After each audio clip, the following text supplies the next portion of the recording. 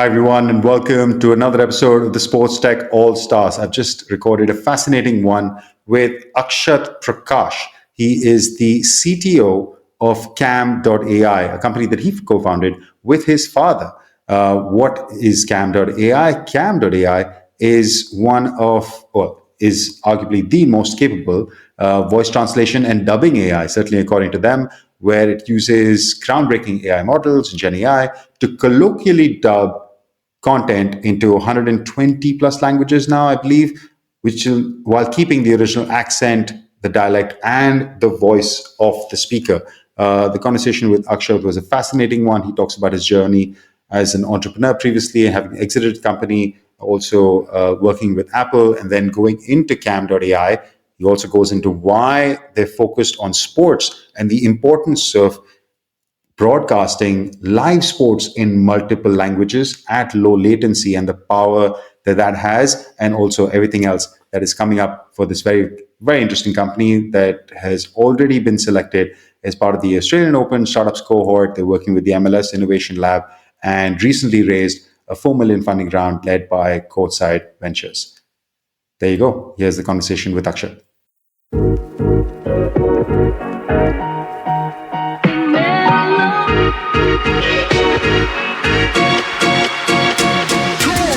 This is the SportsTech ALLSTARS Podcast, showcasing outstanding startups and initiatives in the global sports tech ecosystem. From SportsTech X, the leading source for data and insights about sports tech, here is your host, Rohan Malhotra.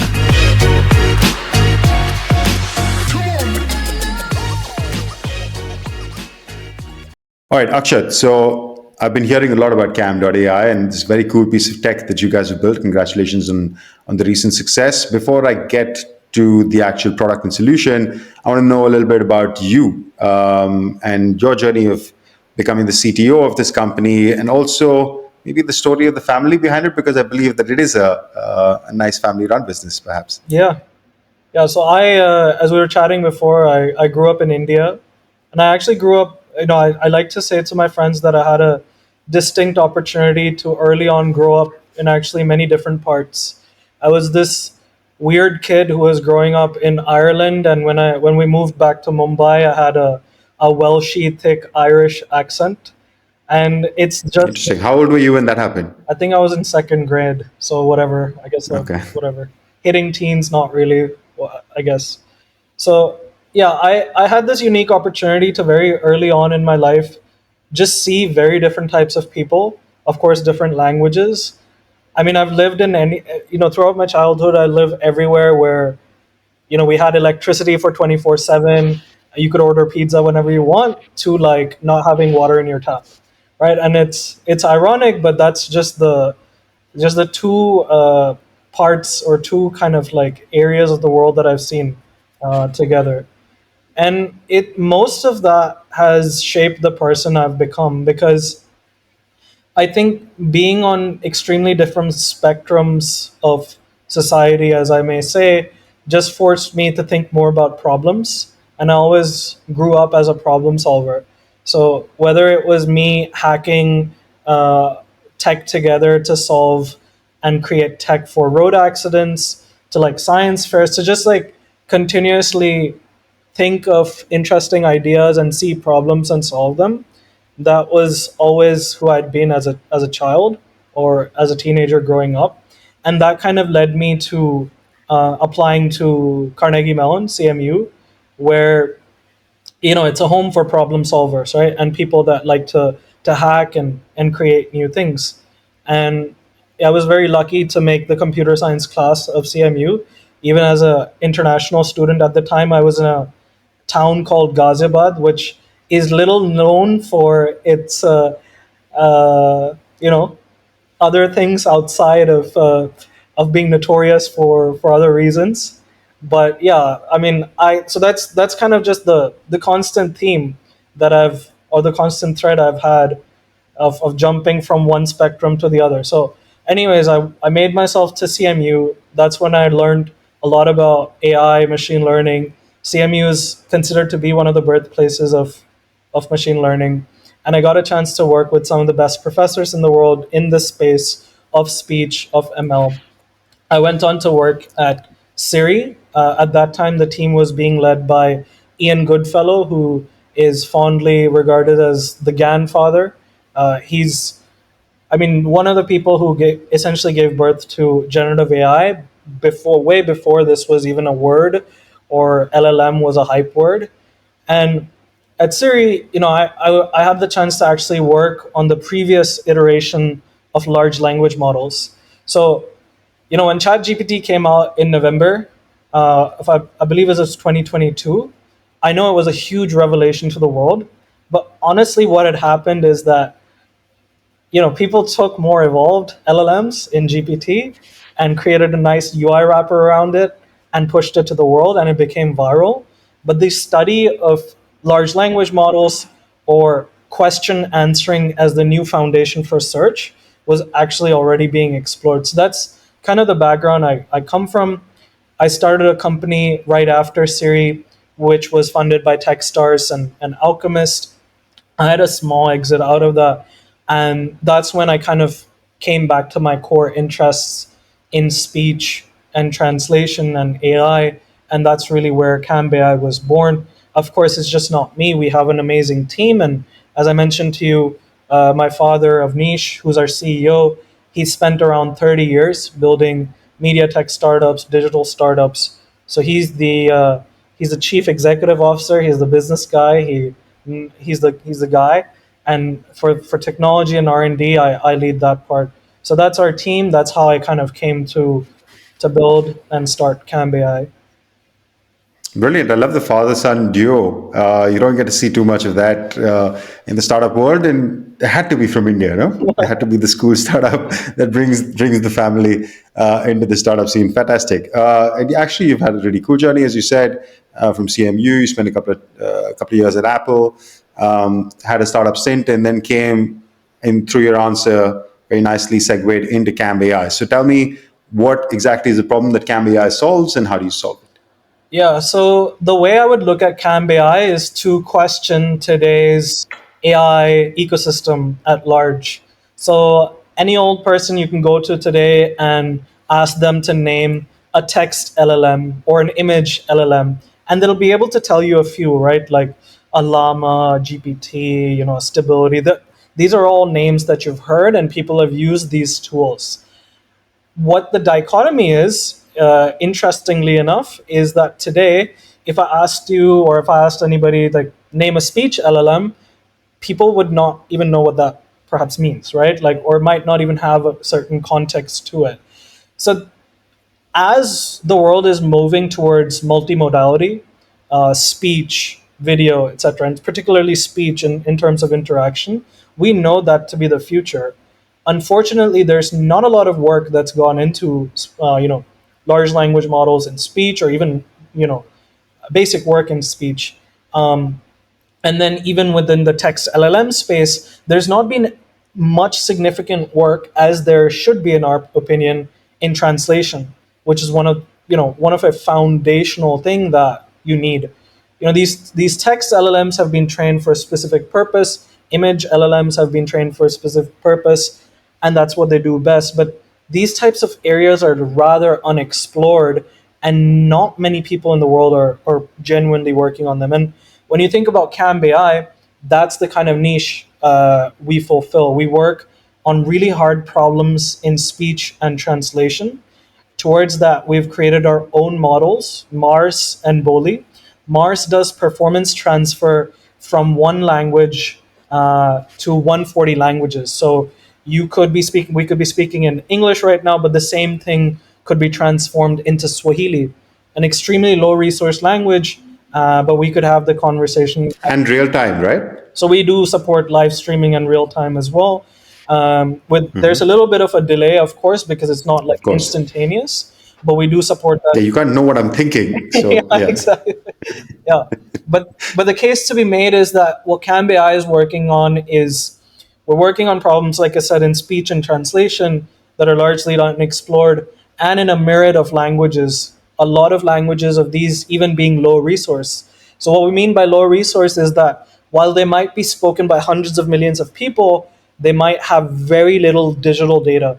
A good example of Right. this is languages like Malayalam and Bengali, outside of many more. They're spoken by maybe more people that speak together Russian and Portuguese, but Russian and Portuguese are fairly considered much more higher resource languages than a Bengali and Malayalam. And our goal out of building these models is to create a future where language is no barrier, where communication is no barrier, and you can have interactions, communications, media, literally in any language, and have it democratized to the world. So that is what we're all about. Of course, from a technical perspective, um, today we work, as you may know, with a ton of sports leagues, media entertainment houses, production houses, a lot of the biggest content creators in the world, and we are employing Mars and Boli on top of products like Dub Studio or APIs to enable these enterprises and companies to either take live streams and transform them into multiple languages, or static videos, pre-recorded content, and transform them into every language. So that's kind of the landscape of AI where we fit in. That's the use case. That's some of the AI work we've been doing and the products we've built on top of it. Super interesting stuff. I mean, for many reasons.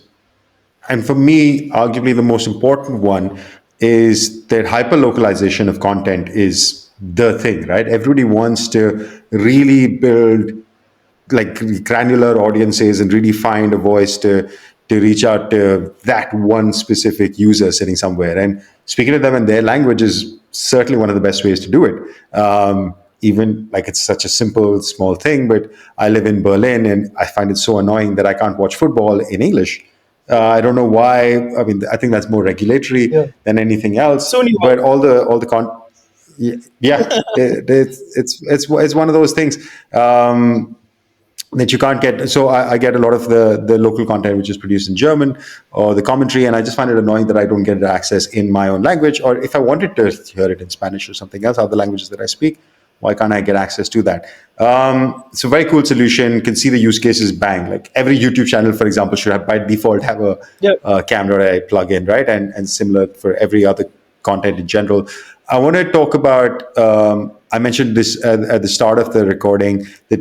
Congratulations on the recent success. So and you might have a lot more than I don't know of, but Camb came on my radar when you were selected part of the Australian Open startup cohort, AO Startups. I know you've since been selected with the MLS Innovation Lab and speaking. So even with Marker and team and Chris and team, both of whom have been on this board. And also you've raised funding or raised around with Courtside Ventures, with Vasu, who's also been on this board. So there was a lot of overlap in terms of audience. I guess I had to get you on. Talk to me a little bit about what that process has been like. And also, so we're sports tech focused, right? And your kind of product, of course, grows across categories. How important is sports in your go-to-market strategy? How big a piece of that is it? Is it just one amongst, like, say, 5 different pillars, movies, I don't know, YouTube, whatever else? Or is actually sports maybe a slightly bigger, more important one? Yeah, that's a great question. And I really want to break like a conception here of what sports content really is to us, right? When you hear about our company, a very quick knee jerk reaction will be, all right, Netflix will of course use this, or it's great for movies or dubbing, right? The classical things where we'd put in. But we decided to focus on sports for a very specific reason, right? Today, all of the sports entities and leagues have a genuine need and want to go international, right? There is a significant use and desire. What's happened is that, unlike maybe movie dubbing, which has scores of manual dubbers or entire pipeline already set, a lot of the sports leagues in the world, maybe for the first time, are even attempting to think about localization and internationalization. And is extremely hard to set up a pipeline that is ever, you know, replenishing and like going into every language, and you get, continuously people you create. It's a very, very hard problem that unless you've been in this industry for 15, 20 years, you're not going to be able to get it done in a week, right? And so there's a genuine need, and there's not only a need, but there's a need of some type of solution that scales in a way that's easier than taking a year or two to actually figure it out and then start. And that's where AI comes in. That's where Camb.ai comes in, where we can actually, a pretty major European sports league approached us to do a live stream, and they told us on Friday night that they wanted to integrate our system. And Saturday morning is when I hit the button to start their stream. Because of time zones, I had gone to bed. On Monday they were talking about commercials, right? So you can think about the power of what a solution like Wow. Camb.ai can bring to a sports league today, where you can have over a weekend ratification of the entire technology and the experience transformed into a completely new audience and language. And you would know yourself like what that unlocks at a business level, at an opportunity level for a sports league. So sports makes a lot of sense from a business angle, both for us and both for the entities and leagues that want to integrate this solution and mature it with us. But even from a research side, sports makes the most sense because sports content has everything. It has a commentator who uses a lot of lingo, a lot of passion, multiple commentators, audience in the background, a lot of stuff happening, fast pacedness. And so it is, I would want to call it the hardest type of content to try and dub using AI. And we like doing hard stuff. We want to work on the hardest thing possible so that our AI models generalize to easier use cases. And when I say easier, I don't mean to say that sports content, is any better than any other type of content or anything.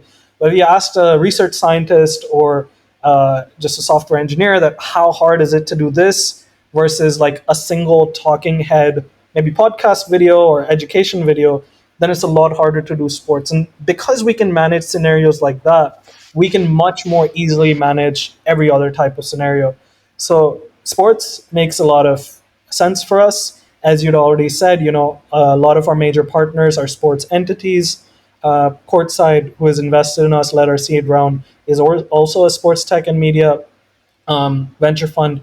So, we're very committed to sports. And it's not just that we've found a niche by accident. It's very well thought of in terms of strategy and what type of content we want to be working on. But then that again, right, we have many verticals that we're working on. And because we continue to do really well in sports, by default, our performance and delivery increases in everything else. And one more point before I hand it back to you, why sports content is so special is because sports content is one of those very interesting niches where live actually means live, right? And we are forced to really make our stack as fast as possible while maintaining quality. Because a YouTube video, even if it went out 2 hours later, but in 20 languages, it's okay. That's great. 20 more languages, it can go out after 2 hours. But sports, there's only so much delay you can have before like the game's over. So it's all of these factors that make sports a really good niche to target for us, and something that consistently and constantly improves our technology and go-to-market. I think what you said there that I found most interesting, and actually what made me reach out as well to get you on the pod, is that you had a sports tech fund lead your round. So that kind of signaled to me that actually that's the industry that they're really focusing in on, because obviously content translation service, and I mean there are lots. Yep. There are lots, right? And especially from you want to dub a film in any language with a lot of that colloquial styling and voice. In fact, I don't know if it was you guys, but I saw some quite out there tech at the IPL this year, where they had Steve Smith commentating on Virat Kohli's cover drive in Hindi with all the intonation of Steve Smith and stuff. So I was like, okay, that's... I cannot confirm nor deny that. I had a feeling. Anyway, so I saw that. I was like, but that's live. And that's a whole different thing. So that wasn't necessary. So that was, I think, the YouTube video that Right. So I think that particular one wasn't live. That was in studio or something, Yeah, right? like Where, recorded yeah, YouTube video of that. Yeah. So what we are doing at Camb.ai, like I said, right, it's always better to work on stuff that is extremely hard, especially yeah, technology, so that you can generalize well. So if sports content in itself is very hard to AI dub, and that's why you don't hear a lot of companies even attempting it or doing it. And in fact, even if you tried to look, something like live is really out there, right? I mean, it's very very hard to take that complexity and do it almost in live time. And so that's what Camb.ai is doing, right? We want to be able to do it live, and with Major League Soccer and with many other sports leagues now in private beta, etc. We've already done sports streams for over 6 hours, 7 hours in 10 languages in parallel, uninterrupted. So the tech is really there. with what latency? So sorry, with what latency to the actual live feed? Yeah. Like, is it 5-10 seconds? Is it more or less? No, so the latency is still we're working upon right now. The latency is Okay. within 1-2 minutes, and of course the sports Okay. leagues that we're working with do understand that this is going to go down over time, but it's also kind of like there is a kind of like a theoretical barrier that you just cannot surpass, because we're not generating commentary. It's almost like Yeah. you're having a human sit in a box, have them listen to the commentary that's going on, think about what's best to say, and then say it. So even when you compared it to a human trying to doing it, a human would have some latency window. They would have some type of window where they hear stuff, what's going on, and then say it. So there is a theoretical barrier, but every day with better machines, with better partners, with more efficiency built into a core system, it's going down. So within 3 weeks, we've actually halved the latency and doubled the number of languages we can do in parallel. So it's not really it's not really a question of if, it's more a question on what Right. leagues are working with Camb.ai already and maybe already ahead of the curve, versus what leagues are still toying with the idea, thinking about whether this is possible or not. So all I would like to think and say is that I do believe the future is already here, and something as complex as this only happens in partnership, right? This is not Yep. something that I could build a SaaS portal and you'd have all the features. I didn't even need to ask you, and it's just there. These types of technologies are built with tremendous partnerships. That's exactly where someone like a Major League Soccer, Australian Open, folks who have really backed us early on, those are the types of leagues that I see winning immediately. And of course, with many, many others that we've built relationships with now. Yeah, and you can see the importance of it. I think the use case is obviously clear, and especially in the early days. I mean, the company itself is not even a couple of years old, right? About a year old. And yeah, there you go. And you've already found clear traction. And to address one of the points that you made earlier, I mean, in terms of this solving the problem of localization of sports content, whether it's live or otherwise. And we've seen other companies try to do it with moderate success. I can think of Spock, for example. I don't know if you know them, Ben and team. They've been at this problem for years. And this, actually, what you talked about, it's taken them years to build this network Yes. of commentators in different languages. And even then, that guy can only do one sport at a time. Of course, that's a human limitation. And how many sports and how many people can Ben have in different parts of the world? And with AI, the use case is clear. Now it's just about investing in the technology, building the intelligence to get that latency period as low as possible, because that's, I would imagine, the only main challenge here left. Yeah. Is that, or maybe there's something that I'm missing? Yeah, I would say so. And as far as we've spoken to sports leagues, because today live streaming is not it's not single channel. Everybody's multi-channel. You have a YouTube, you have something else, you have like 5 different things where you can stream to.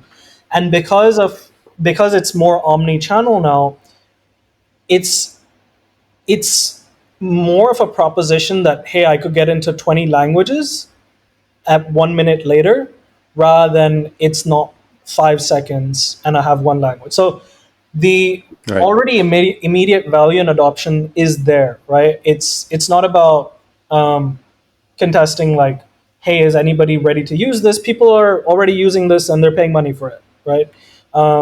It's more a question of, yes, we've already brought it down to this latency. It'll be really awesome if we could further bring it down. And that's what we're going to continue to work on. In technology, and beyond AI, I think in any science, there's this obvious realization that there's always going to be a trade-off between speed and quality. So the question is going to be, okay, what is the speed that we can really reach while maintaining and even enhancing the quality that we have, right? Because it's not a question about AI, it's just more about, is the science there, right? Or is it scientifically, physically possible, right? So I think those are the types of questions we're more asking rather than, is it going to go down 5 more seconds for another league to use? It's not really that. It's more about leagues are already adopting this, mature ones really see value in it, and the right ones are really doubling down and investing in with us, which we're entirely grateful for.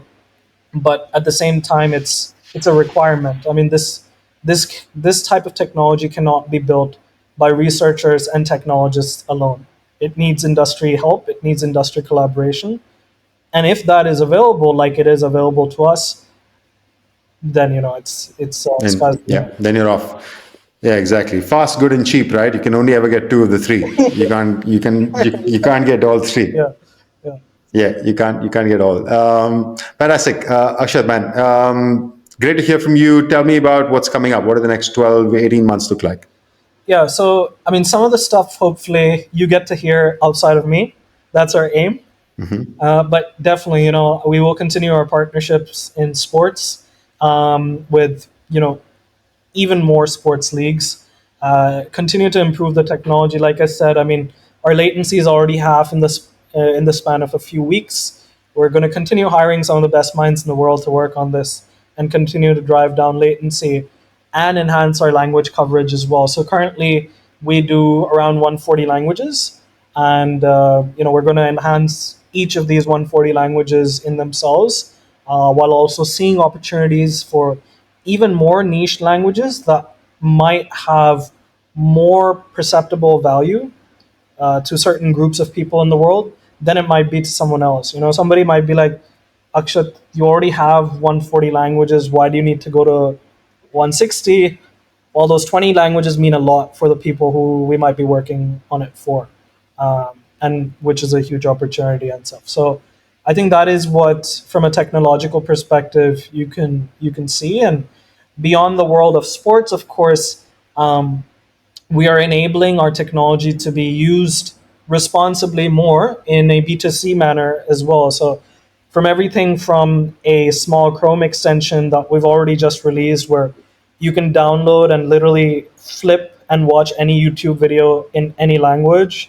We've done that. So a lot of these small consumer virality products that enable more adoption of the core end-to-end pipeline that we offer will, of course, provide value to folks at large and enable us to learn more about our own technology and how to scale it further.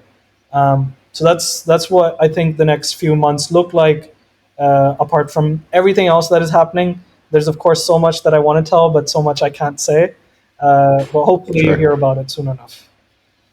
As you said, if we keep our eyes peeled out in the news, then we should, let's say, hear the name of Camb.ai ring out. Great stuff, Akshat. Very cool tech that you're building. Thank you for taking the time to come on the episode.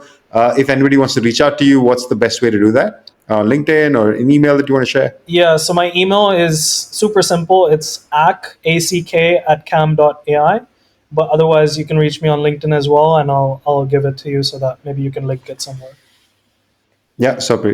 We'll drop it on the show notes, and I'm definitely going to be looking for that the Chrome plugin or browser plugin or whatever. I'm going to mess around. I got to mess around with this. Yeah. Super. Thanks again, Akshat, for taking the time. It was super interesting to learn about everything that Camb.ai is up to. Before I let you go, I have one last question to ask. It's my favorite one to ask because I like to believe we're sports fans first. So, what has been your favorite sporting moment? Oh, there's so many, but I think that's why I ask it. I mean, I'll be very newbie to say this, but it has to be Kobe Bryant's moment with a torn Achilles. And I know I come from India and it has to be like a cricketing first answer, but not really. I think Kobe Bryant's Mamba mentality is something that runs in the, and how could I have forgotten to say why we're invested in sports so much, right? The entire mentality on the team is the Mamba mentality. I mean, from day one, if you want to get hired on Camb.ai, you need to know what the Mamba mentality is. And that's what we Really? preach, Okay. grow, and I mean, Sorry, for somebody who doesn't know what the Mamba mentality is, can you please, like in 5 seconds, Okay, just build that context with Kobe and the Mamba mentality? sure. So Kobe Bryant's Mamba mentality, as I interpret it, is basically his teaching on saying that you should find ways to get better every day, right? You need to really put yourself out there on the edge and really be an animal to get what you want, right? And I think sports personifies that so well. Something that I love about just sports people in general is, as research scientists or academics or professionals, we might not wake up at 6 a.m. every day, go in, iron our ties every day, come back on time, etc., etc. But a sports person at the highest performance level will always do that 24/7, every day of the life. So that's something really to learn from sports folks, and that's that type of mentality that drills into you. If we could bring that a lot more into even research, corporate, I mean, that's why some of the best sports people become some of the best business people as well, because they have that mentality and they have that discipline and etiquette. So, I mean, in short, that's the Mamba mentality, to really put yourself out there and get better and better every day. And that's something our team follows, right? That's what, if I interview somebody on our team, I'm like, you're coming in here, you have great background in text and speech technology and in translation, but you have to be Kobe, you have to be the Mamba mentality when you come into Camb.ai. And honestly, it's not as much of our technology that has gotten us beyond the certain sound barriers that we've literally broken and made history in just the past year. It's more the Mamba mentality where we've been like, yeah, we're sure people haven't done this before, but that doesn't stop us. We'll do it, right? So that's in full encapsulates what's my sporting moment, what's my mentality, and what Camb.ai is all about. A great way to end the episode. I think the game that you're talking about, I had a quick look just to confirm, and I think it was against the Warriors. He made a couple of clutch free throws after he basically torn in his Achilles to try to will his team into the playoffs that he knew he wasn't probably going to make. But he just stood there on court to drain those free throws, because that's what Mamba is. And what's what the Mamba mentality is. Fantastic, Akshat. Again, why I ask this question is because it always leaves a smile on my guest's face, and usually mine as well. Thank you for another top answer. Best luck with everything, and we'll keep an eye out. I appreciate it. Thank you for having me on. Thanks for listening in to another episode. That was a good one, I think. Motoring on in our series of focusing on the Indian sports tech ecosystem. Now, Akshat is originally from India. The company is not, but I love these kind of stories to see people who've come from different backgrounds and gone elsewhere and done different things. We'll have more such stories to tell you in the weeks to come. Stay tuned. Cheers. Thanks for listening to the SportsTech ALLSTARS Podcast with Rohan Malhotra. If you like our show, let us know and leave a review. And if you want to know more about us, check out SportsTechX.com, where you can find our latest industry reports and updates. For a deeper dive into all things sports tech, check out our comprehensive database, SportsTechDB, at SportsTechDB.com. Don't forget to follow us on social media. You can find us at SportsTechX on Instagram, Twitter, LinkedIn, and Facebook. Join us next time for another insightful conversation with a leader in sports tech.